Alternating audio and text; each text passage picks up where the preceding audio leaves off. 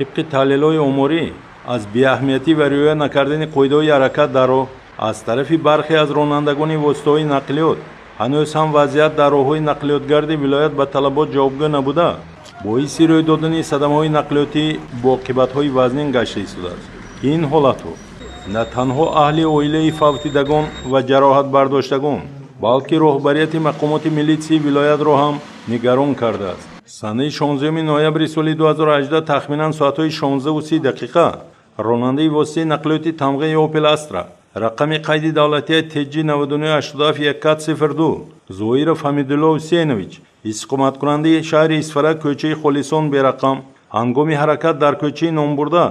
از سبب نااندیشیدن چاره‌های احتیاطی به خطری حرکت در راه را تامین کرده نتوانسته پیاده‌گرد نابالغ عبدالرؤوف محمد یوسف سال تولد 2010 استقامت کننده شهر اصفهان خواننده صنف یکم مکتب تحصیلات میانه عمومی رقم 28 جماعت مذکور که راه را از طرف چپ براست بریده می‌گذشت پخش نموده است. در نتیجه نابالغ عبدالرؤوف محمد یوسف از جراحت‌های جسمانی برداشته‌اش در بیمارخانه مرکزی شهر اصفهان به هلاکت رسیده است. یا خود سنه 20 نوامبر سال 2018 تخمیناً ساعت‌های 12:30 راننده واسطه نقلیات بارکش تمغه مرسدس بنز رقم قید دولتیش 8200 ات01 شریفوف عبدالواحد تورانویچ ساکن ناحیه رودکی از سمت شهر استراشان به سمت شهر دوشنبه حرکت نموده در کیلومتر 188 راه نقلیاتگرد دوشنبه خوجند چنوق در موضع دهه فردوسی ناحیه شهرستان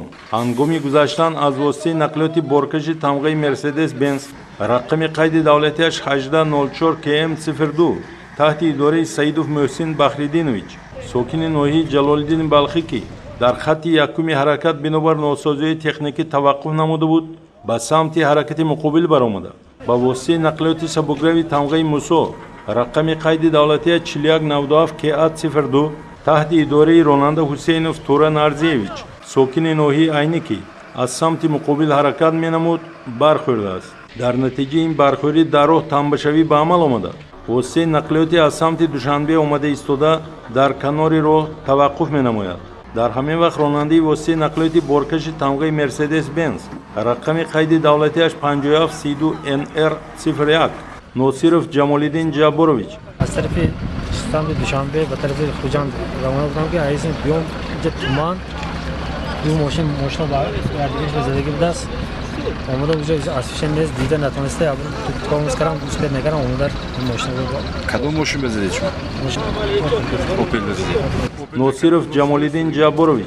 ساکن دهه سیپوله شهر استراشان با قسم پیش автомашинаш با واسطه نقلیات توقف نموده تمغه مرسدس بنز رقم قید دولتی 0606 VR02 با واسطه نقلیات تمغه اوپل استرا رقم قید دولتی 2636 KK02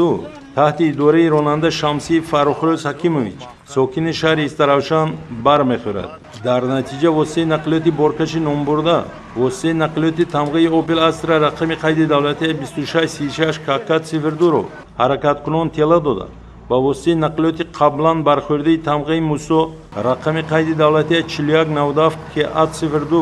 و بارکش تمغه مرسدس رقم قید دولتی 8200 ات01 برمیخورد. در نتیجه این برخوری مسافران واسطه نقلیات تمغه اوپل استرا نیازова مدینه قربانова و لطیفов علی سوربانویچ هر دو ساکنان شهر دوشنبه معروفова نیلوفر عبدالنظرова ساکن ناحیه جبار رسولوف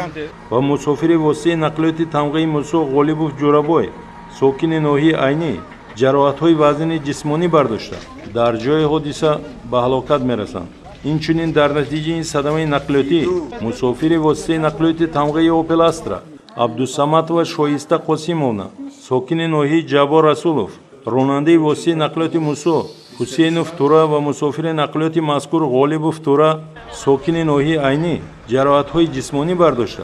و بیمارخانه مرکزی ناحیه شهرستان بستری گردیدند. همدیاران عزتمند شعبه بازرسی دولتی اتومبیلی ریاستی وزارت کارهای داخلی جمهوری تاجیکستان در ولایت سو در نتیجه فعالیت شبانه‌روزی پیوسته برای مهیا نمودن شرایط خوبی حرکت برای رانندگان واسطه نقلیات در راه‌ها کوشش به خرج می‌دهد. باید گفت که интизоми нақлиётию бартараф намудани хавфи ба амал омадани садамаи ҳодисаҳои нохуш аз ҳар як ронанда низ вобаста аст. дар баробари ин пиёдагардон низ бо риоя ба қоидаҳои ҳаракат даро метавонанд дар пешгирии садамаи ҳодисаҳои нохуши нақлиётӣ саҳмгузор бошанд. мақсад аз таҳияи гузориши мазкур низ танҳо нишон додани ҳодиса набуда, балки ҳушдор додан ба ронандагони воситаҳои нақлиёт аст ки зеро саломатӣ ва ҳаёти ҳар як нафар арзиши бебаҳо дорад. боварӣ ва умед аз он дорем ки пас аз тамошои гузориши мазкур ронандагон хулосаи даркорӣ бароварда ҳангоми идораи воситаҳои нақлиёт